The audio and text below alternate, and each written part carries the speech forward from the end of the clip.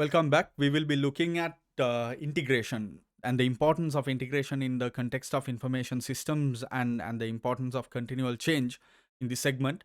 The idea is that you have to understand that even in the previous chapter, chapter number 4, we looked at how important business integration is.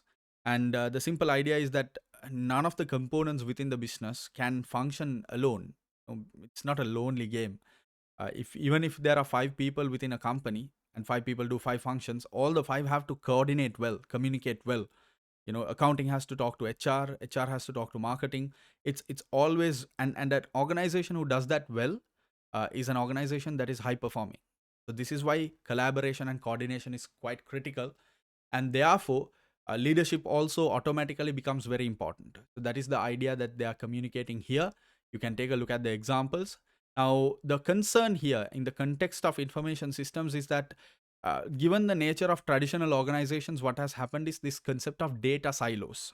Data silos is when data exists in separate areas of the organization or in separate ISS and does not connect up with or integrate with other organizational data or information systems. So essentially what they're saying here is that a data silo is that if there are 5 departments, the 5 departments have their own data sets, and one department doesn't have access to the other department set. Right? They're in silos. That's the idea. So what happens here is that if I want access to that information, which definitely will happen, an organization cannot, like, we can't isolate and hold on to our data saying this is our departmental data and we're not going to give it to anyone. It's the company's data.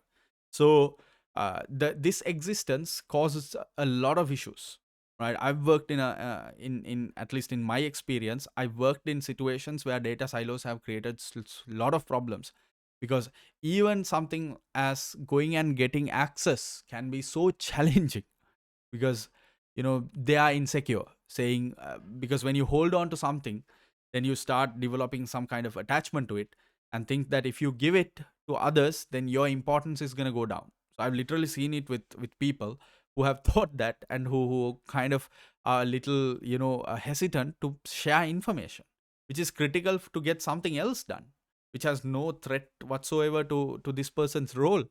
So there are issues like that with data silos. This is something you will definitely come across if you are working in a company which has data silos uh, attached to different teams and different departments and different functions. So it has other issues. It can be that same information is duplicated in multiple places, and you don't know because it's not connected. That if you're looking for some kind of information, you don't know where it is. So you know that there are data silos, and you know where, you have a vague idea, but you don't know where it is, which increases the amount of work you have to put in, because you have to ask everyone saying, I'm looking for this information, do you have it? And that in itself can, like, and sometimes you get replies after 2 weeks, or sometimes you don't even have to, like, you have to go and meet that person, and that person, or if it's working remotely, you might not even get to meet. So you might have to escalate it to a senior manager, and then that manager has to talk to another, their senior manager, and that manager has to talk to this person. And it has literally happened in my life. So there are challenges like this. This is why information systems are important. What information systems and the digital revolution did was it brought technology, and it made it capable for data silos to get eliminated. It made data a centralized component of an organization, where you can have 20 SBUs, and all the SBUs can have 500 functions, doesn't matter. All of them are working through one system, one central system, or two or three, which are compatible with each other. So I think the best example I can give you, which has been quite famous over the last 10-20 years, is SAP. The SAP software is used by a lot of companies, and it has HR, it has this sort of model where you have, for different functions, different components of the software given, but all of that is connected. So as long as you have access, like someone like the CXOs, the EOs, they will have full access. So if the CFO wants, they can log in and they can use their access to check something within the information or business intelligence team.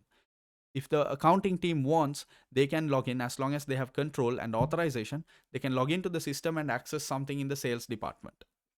So this is what information systems did. It got rid of this data silo problem and centralized data availability, so that so that people in the organization could tap into the information available in a unified basis.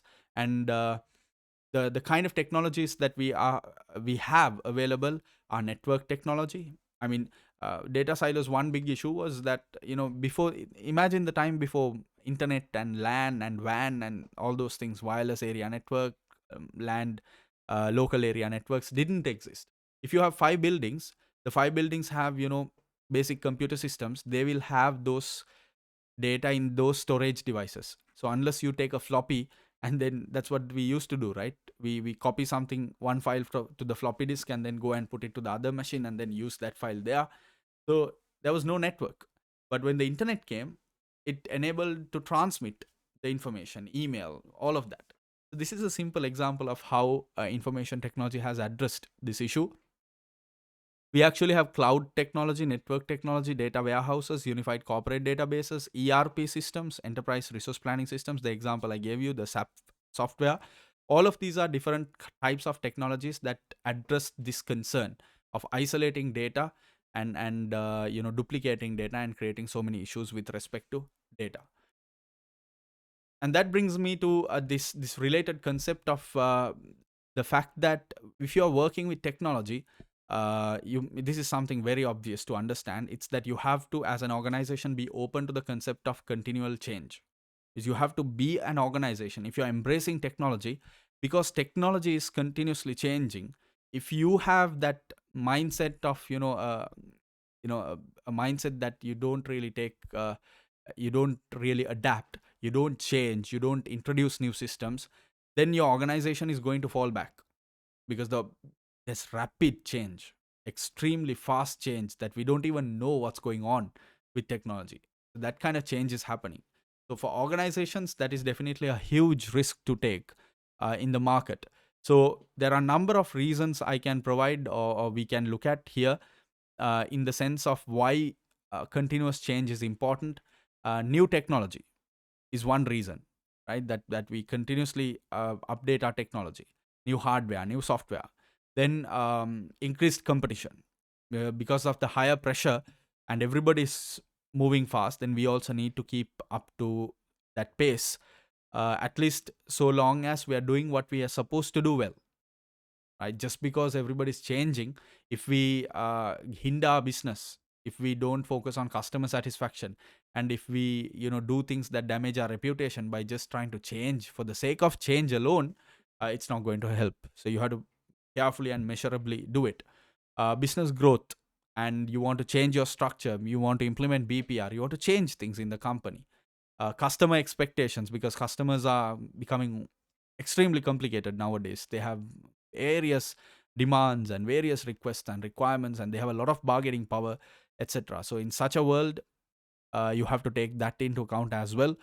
Changing expectations of shareholders and stakeholders, especially with measures of value rather than profit coming into play. So now you can't really only consider on the money aspect, which was fairly straightforward, making money.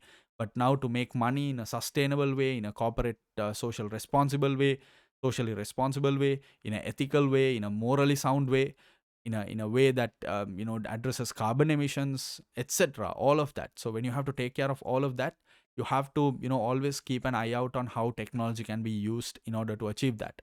And new accounting developments, the science, the laws, the accounting standards, the various standards, laws and regulations, different terms and conditions, different barriers that the governments put in place. All of that has to be considered. All these new developments have to be considered, and because we live in a day and age where things are rapidly changing, rapidly developing, we should be ahead of the curve. We should have a mindset as an organization to make sure that we do understand this, and that we are open to bringing in new technology and adapting it. We should inculcate that into the culture of the organization. Our working people in the company, they should feel like, okay, this is what we have to do. We have to embrace this, And tomorrow, if there's an announcement saying a new software is coming up, we would like to check it, we would like to sample test it, the employees should be supportive of that. They should be willing to try things out.